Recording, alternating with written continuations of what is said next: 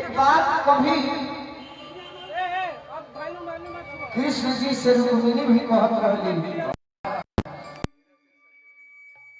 धीरज सिंह जी सचदेवा से बहुत बहुत आशीर्वाद दिले बनी। और आज औरंगाबाद के धरती पर औरंगाबाद के सब परिवार से कहो एक लाइन, अगर हमें आप मानते होंगे तो आप भी कहिएगा धुन में, मेरा प्यार वो है कि मेरा प्यार वो है कि मर कर भी तुमको जुदाई अपनी आँखों से होने न देगा। मिली मुझको जन्नत तो जन्नत के बदले खुदा से मेरी जान भेजा। बेदर्दा मर गए बाबू है, बेदर्दा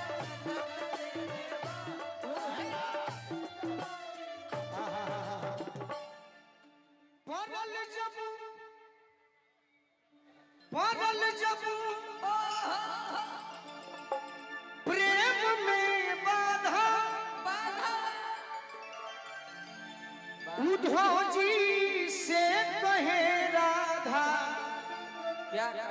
क्या कहे कि तनयोरी हे तनयोरी, अरे मन में मोहन जी तो सर कोई से समाई।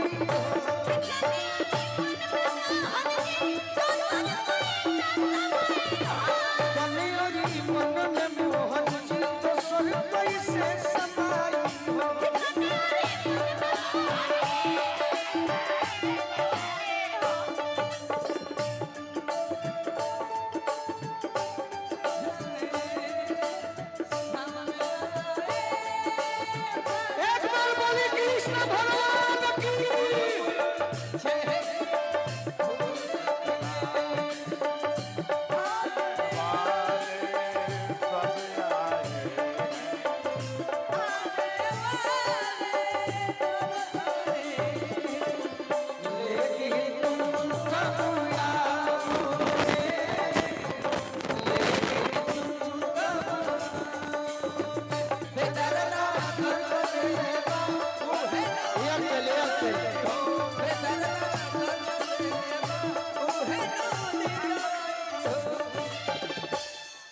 देखिए ये सौभाग्यवाद के सब परिवार से कहो। सीटी ले रहा है भोकल का। देखिए हम हाथ मिलाने वाले कलाकार नहीं हैं, हम प्रणाम करने वाले हैं, आशीर्वाद मांगने वाले हैं। भैया बहुत आवाज, चलो गाना सुन के आशीर्वाद दो लोग।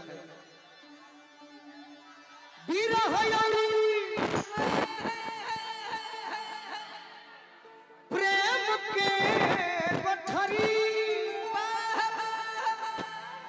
जीवन भर ढोई ठठरी, अरे कोई तेरी बिन मरब ठिठुरी नहीं ओढ़ब रजाई हो। कोई तेरी बिन मरब ठिठुरी नहीं ओढ़ब रजाई हो। कोई तेरी बिन मरब ठिठुरी नहीं ओढ़ब रजाई हो। कोई तेरी बिन मरब ठिठुरी नहीं ओढ़ब रजाई हो। आज प्रेमे तो बाकी, आज हम रंजीत भैया खाती आ गई, परवीन भाई खाती आ गई, गणेश जी से आशीर्वाद ले आ गई। यही से कहतनी जीवन भर दुख हम सहब, अरे केहू से कुछ ना कह। जोगिनिया अरे हम बन जाई, जोगिनिया हम बन जाई, यही में बा भलाई हो। जोगिनिया हम बन जाई, यही में बा भलाई हो। यही में बा भलाई हो। जोगिनिया हम बन जाई, यही में बा भलाई हो।